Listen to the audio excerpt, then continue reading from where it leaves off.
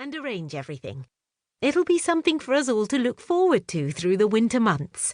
And besides, it's high time I beat my dear brother at chess again. I'll be losing my touch if I allow too many weeks to pass without challenging him."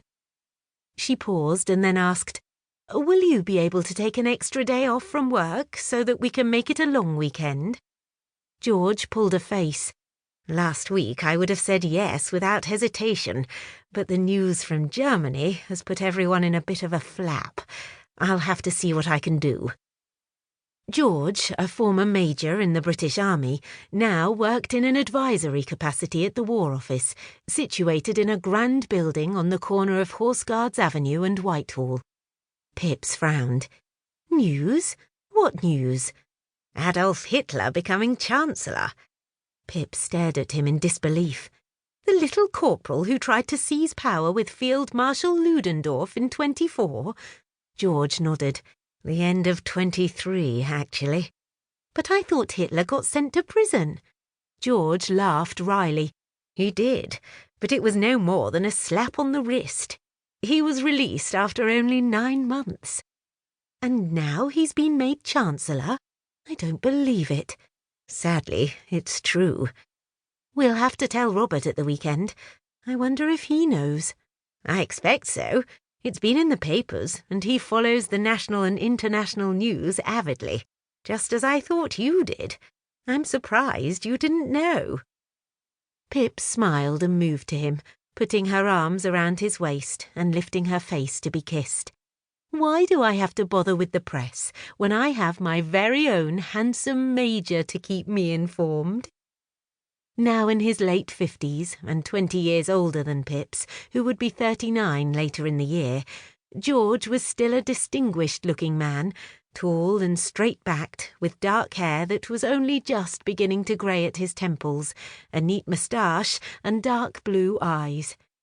As he bent to kiss her, he marvelled yet again that this vibrant, strong-willed woman, with her wonderful auburn hair and sparkling green eyes, loved him, and wondered, not for the first time, if he should release her from her promise and agree that she should race again. But now she no longer had a racing car of her own. To confirm her promise to George not to race, she'd sold her beloved Bugatti. "It's all smashed up anyway," she'd said. "I'll get Paul to do it up and sell it for me. I don't want to see it again." Paul ran his own racing club, the Whittaker Racing Club at Brooklands, and was an expert mechanic.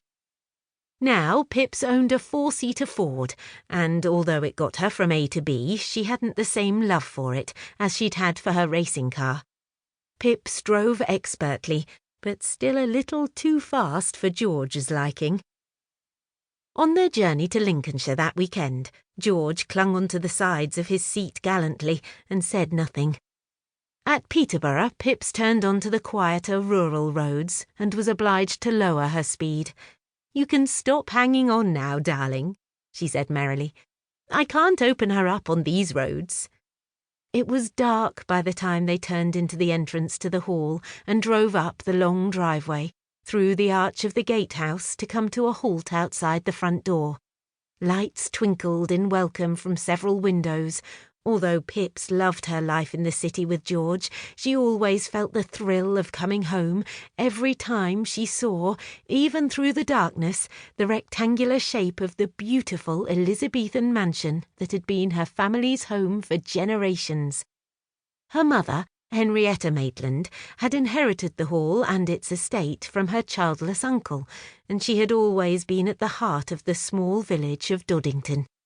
With one main street and lanes running from it into the surrounding countryside, the village lay 5 miles west of Lincoln, and Henrietta's estate provided employment for the locals, not only in the house itself, but also in the gardens, parklands, and on the farm too. For many years, ever since he'd moved into the hall on his marriage to Henrietta Schofield, Edwin Maitland had been the local doctor, holding surgeries in a side room at the hall. But now he was retired and had handed over the running of the practice to his son Robert. As they climbed out of the car, Pip said, "They do know we're coming. I tell